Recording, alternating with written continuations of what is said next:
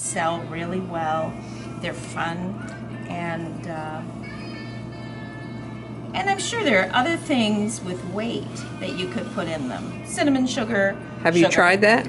I haven't. I've just been, every time, which isn't often, I have, this one I'm making a little different. This one is just another technique. You go down to the bottom first. Some people find this a little easier.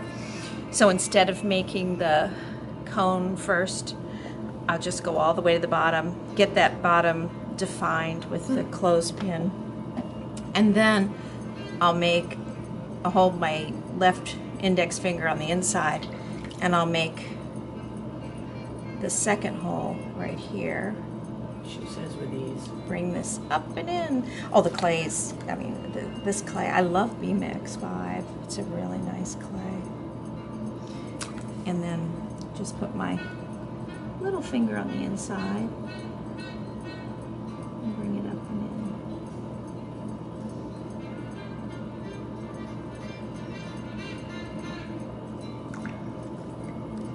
And then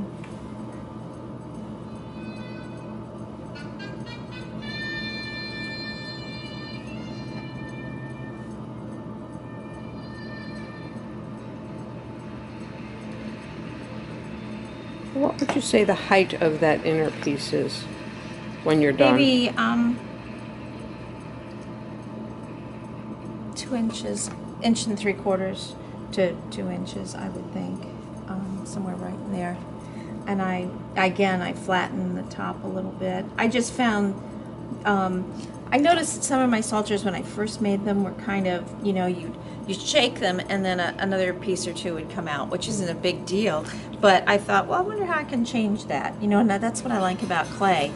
You can think about something and you can alter it. And like when a pitcher drips, you can go back and try and figure out how you can make a pitcher or a teapot or something that doesn't drip. So. Now, what do you think the diameter of the outside is? I would say 3.5 inches, maybe. Right now, the cylinder. Yes. Yeah, about 3.5 inches. What do you think?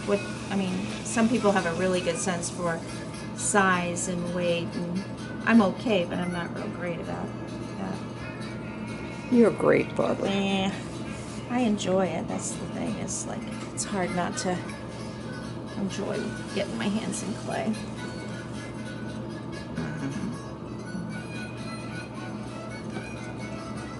But I think the thing that I learned in North Carolina that helped me the most was putting my index finger on the inside and I use it a lot with forms.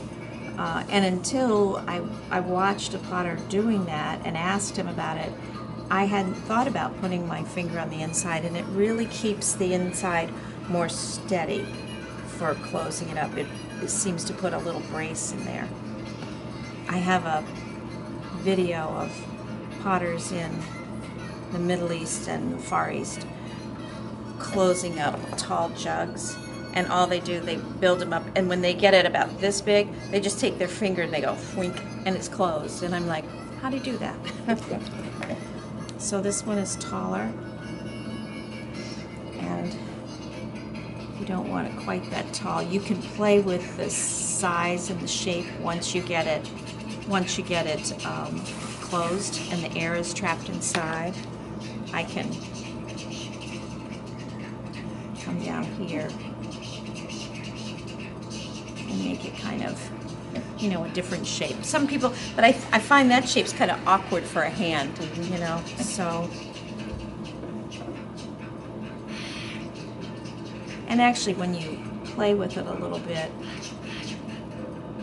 it seems to firm up that center portion. They're just fun to play with. It kind of looks like a mushroom now.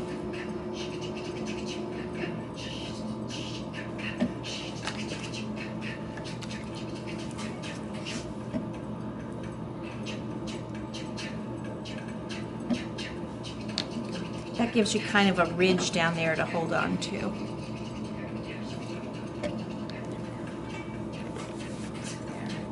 I don't make them real fancy. I just like